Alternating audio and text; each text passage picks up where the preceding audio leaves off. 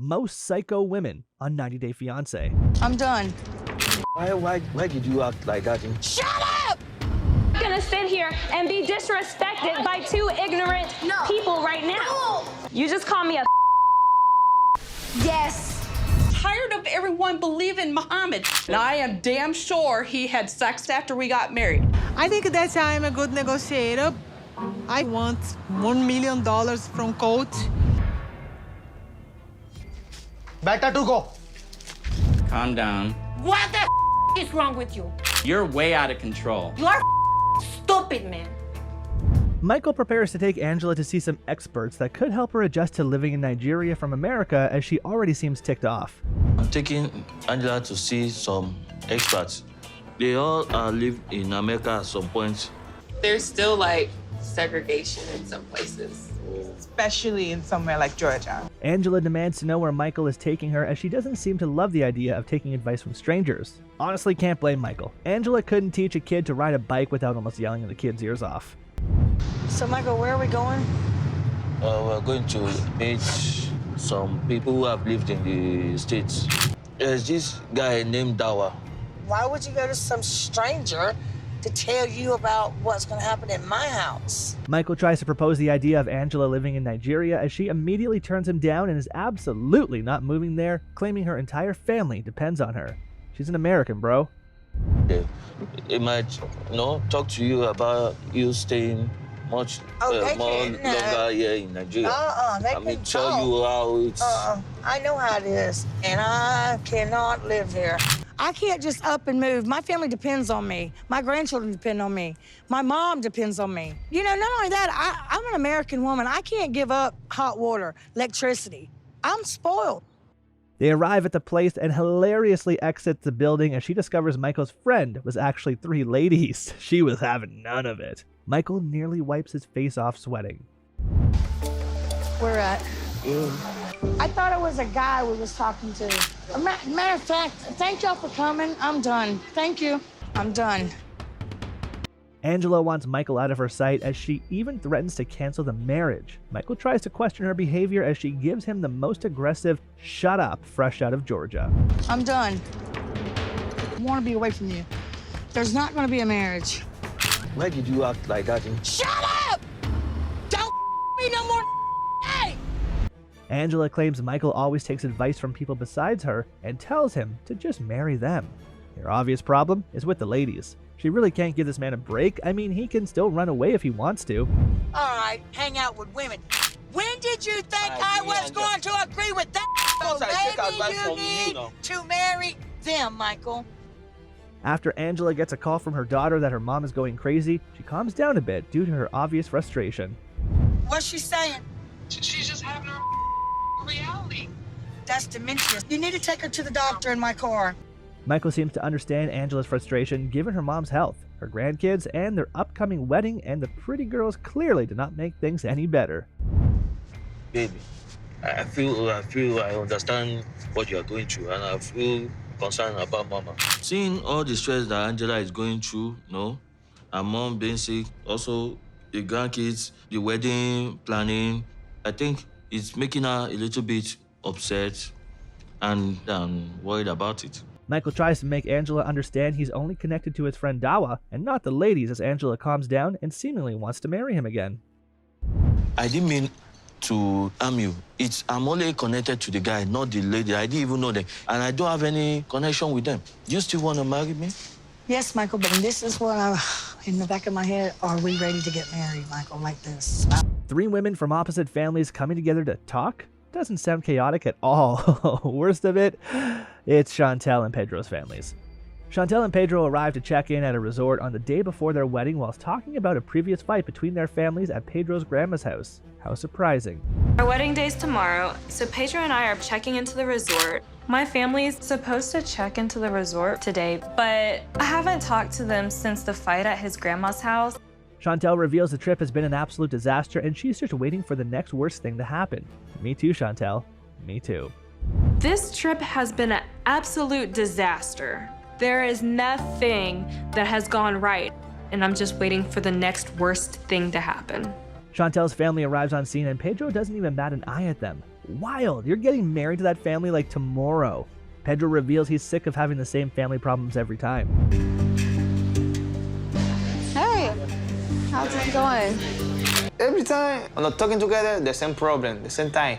My family the problem, my family the fault, my mother is the pet. This situation is crazy. Chantel's mom reveals she's there to support just Chantel and doesn't have to like anyone else to do it. We're here to support one person, which is Chantel. I don't have to like Pedro's mother or sister or anybody else in his family. River, Chantel's brother, feels Pedro's gesture showed he doesn't respect their family. Pedro not talking to my parent, that kind of lets me know that he does not respect our family. Chantel, on the other hand, reveals she wants to smooth things over with Pedro's mom and sister given their horrible week. So I want to smooth things over with his mom and sister before the wedding tomorrow. This has been the worst week of my life by far, on record. Pedro reveals that his mom doesn't get why Chantel's family does not respect them, and that Chantel's dad told him that her life was much better before she met him. They can't just get along, can they? My mother not understand why the family Chantel no respect my family. El padre me dijo a mí que la vida de ella era mejor antes de yo estar con ella. Chantel reviews she was disappointed in her for refusing to get out of the car at Pedro's family's function at his grandma's house. She claims to have been practicing Spanish just for this moment. That's pretty cool. I was embarrassed that my family wouldn't get out of the car at his grandma's house, so I really want to talk to his mom and sister to clear the air and smooth things over. I want to talk to his mom and sister to apologize for the scene that we made at their family function. I've been practicing Spanish to be able to effectively communicate.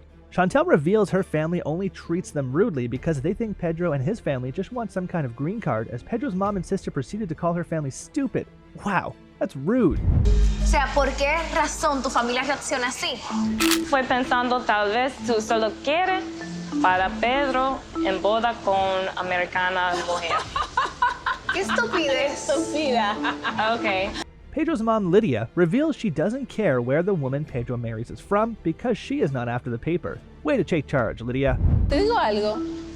A mí no me da igual que Junior se casara con una americana, con una nicaragüense, con una guatemalteca, con una dominicana. Es que yo no ando detrás. Chantel proceeds to drop some shocking reveals about problems she and Pedro have in their relationship. She reveals he doesn't take her out on dates and spends all his money on his mom whilst living in a tiny apartment. Talk about misplaced priorities. Él decirme, él va a llevarme una cita cada mes. No paso. I wanted to ask Pedro's mom if she would feel the same way that I do if she was married to a man and he prioritized his mother over her. Lydia obviously has no problem with Pedro's actions since she is on the receiving end of things. Pedro's sister proceeds to yell in Chantel's face, claiming to not care about her culture. Gotta side with Chantel. Culture is no excuse in marriage. ¿Regalos cuántos? ¿Más que yo? Okay, espérate. En mi tu cultura. No, en tu cultura. No me importa. En tu cultura, no en la... Chantel gets sick of Pedro's sister and immediately switches back to American English. She tells Pedro's sister to pipe down, but someone is clear tired of hearing her speak. This is just chaotic. These women can't live together at all. De escucharte decir 1000 veces lo mismo. Oh, your voice is getting on my nerves. Okay, pipe down right now. They really think Chantel is the crazy one? She literally came to reason with you. Chantal está un poco... Ha excedido. Ha excedido.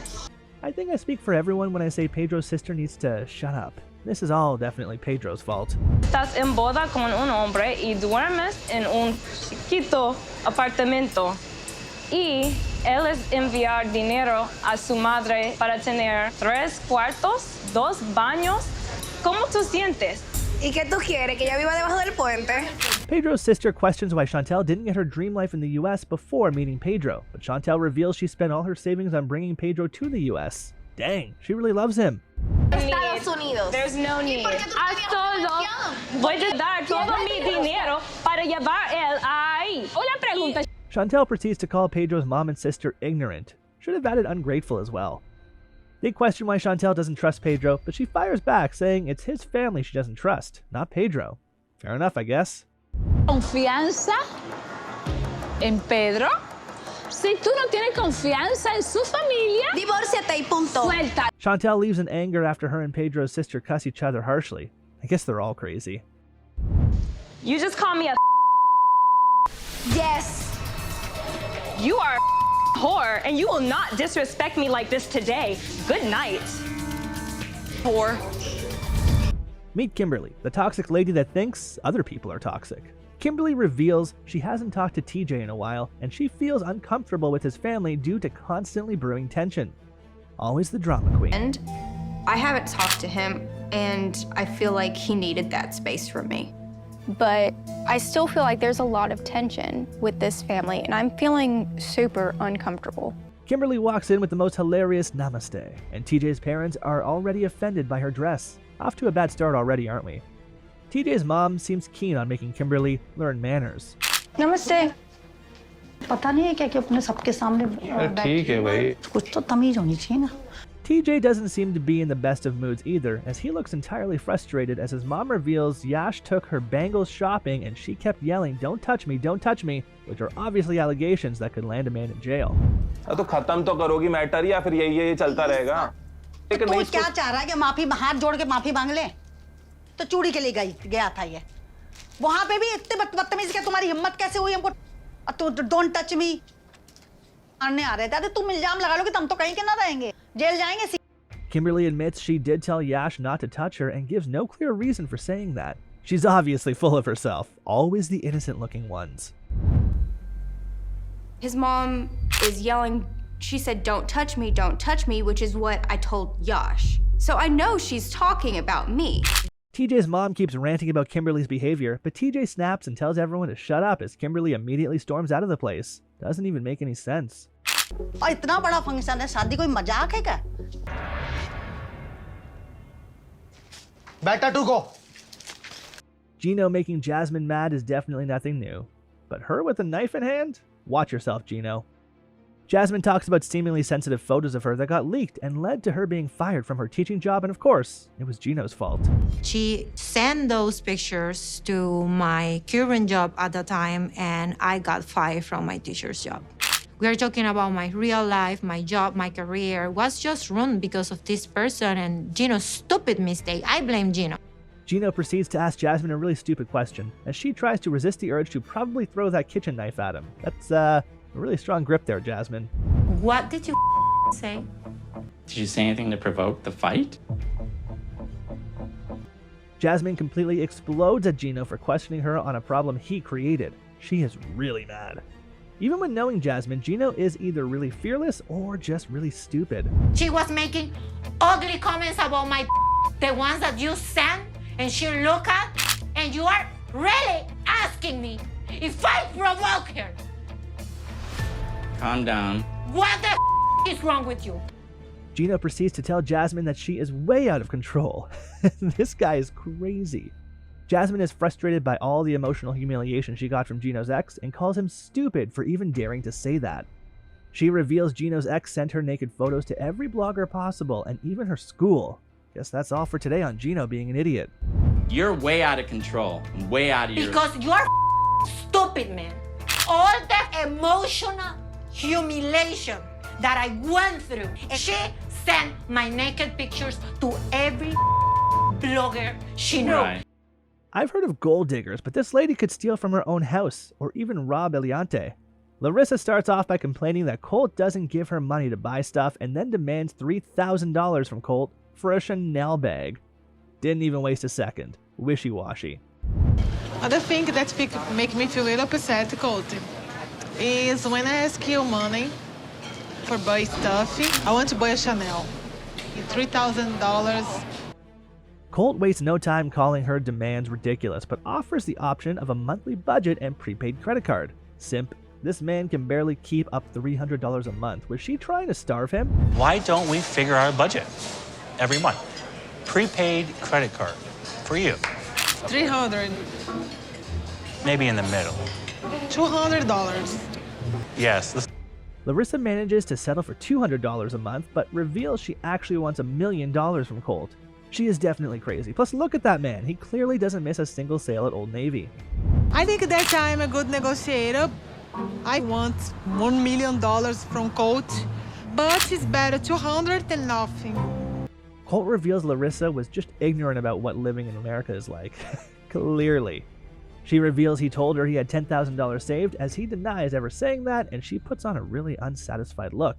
Then get a job, you lazy whore, is what I'd like to say. Please edit that part out. I think Larissa thought life in America is very easy. We all have multiple cars, live in big mansions.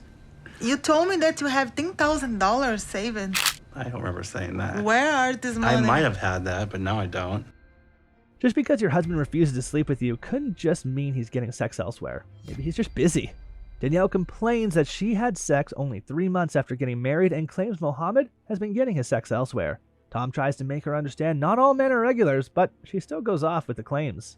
I am damn sure he had sex after we got married. Because you want to know the last time I had sex with my husband?